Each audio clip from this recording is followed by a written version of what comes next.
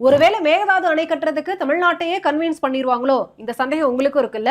ஆமா, தென் மாநில முதலமைச்சர்களுடைய மாநாடு இன்னைக்கு காலையில நடந்துச்சு. இந்த கூட்டத்துல தமிழ்நாடு முதலமைச்சர் விஜய், ஆந்திர முதலமைச்சர் சந்திரபாபு நாயுடு, கர்நாடக முதலமைச்சர் டி கே சிவகுமார், அப்புறம் கேரள முதலமைச்சர் சதீஷ், இந்த மாதிரி தென் மாநில முதலமைச்சர்கள் எல்லாருமே கலந்துகிட்டாங்க. வர முடியாத முதலமைச்சர்களுக்கு பதிலா அவர்களுடைய துணை முதலமைச்சர்கள் அல்லது அந்த மாநிலத்தினுடைய ஆளுநர்கள், துணைநிலை ஆளுநர்கள் கலந்துகிட்டாங்க. அது போக மாநிலத்தினுடைய செயலாளர்கள், அரசு அதிகாரிகள் எல்லாருமே இந்த கூட்டத்துல பங்கெடுத்துக்கிட்டாங்க. இப்போ இந்த கூட்டத்துல கர்நாடக முதலமைச்சர் டி கே சிவகுமார் அவர்கள் பேசினதை நம்ம ரொம்ப முக்கியமா பார்க்க வேண்டியிருக்கு.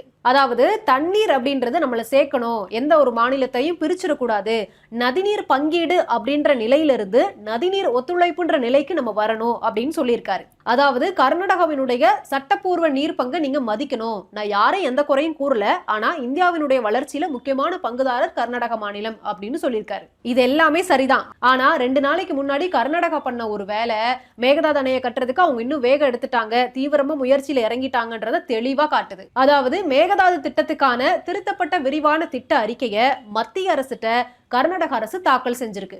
இந்த அறிக்கையில வேற என்னெல்லாம் சொல்லியிருக்காங்கன்னா, கிட்டத்தட்ட 9,000 கோடி ரூபாய் இந்த மேகதாது அணை கட்டுறதுக்கு ஒதுக்கி இருக்கோம் அப்படின்றத அவங்களே சொல்லியிருக்காங்க. அது மட்டும் இல்லாம 8,90,000 மரங்களை வெட்டி தான் இந்த மேகதாது அணை கட்டப்படுதுன்னு அறிக்கையில கர்நாடக அரசே குறிப்பிட்டிருக்கு. அதுல 7 லட்சம் மரங்கள் சின்ன மரங்கள்னும் 1 லட்சம் மரங்கள் பெரிய வகை மரங்கள்னு குறிப்பிட்டிருக்காங்க. தமிழ்நாடு தரப்புல இருந்து எவ்வளவுதான் எதிர்ப்புகள் மேகதாது அணை கட்டக்கூடாது அப்படின்னு நம்ம சொன்னாலும், ஏற்கனவே கர்நாடக அரசு இந்த மேகதாது அணை கட்டுறதுக்கு தனியா ஒரு ஆபீஸ், அதுக்குன்னு அதிகாரிகள் எல்லாரையுமே நியமிச்சிருக்காங்க. இது எல்லாத்தையும் தாண்டி இன்னைக்கு நடந்த தென் மாநில முதலமைச்சர்கள் மாநாட்டில் கர்நாடக முதலமைச்சர் டி கே சிவகுமார் அவர்கள் பேசினதுதான் இன்னும் கொஞ்சம் பயத்தை அதிகப்படுத்தியிருக்கு. எங்க தமிழ்நாட்டையே கன்வின்ஸ் பண்ணிடுவாங்களோ மேகதாது அணை கட்டுறதுக்குன்ற பயம் அதிகமாயிருக்கு. அப்படி அவர் என்ன சொன்னார் அப்படின்னா, எங்களுக்கு தேவை நியாயம் மட்டும்தான், சமத்துவம், வெளிப்படைத்தன்மை, ஒத்துழைப்பு, இதுதான் கர்நாடகாவினுடைய கொள்கை.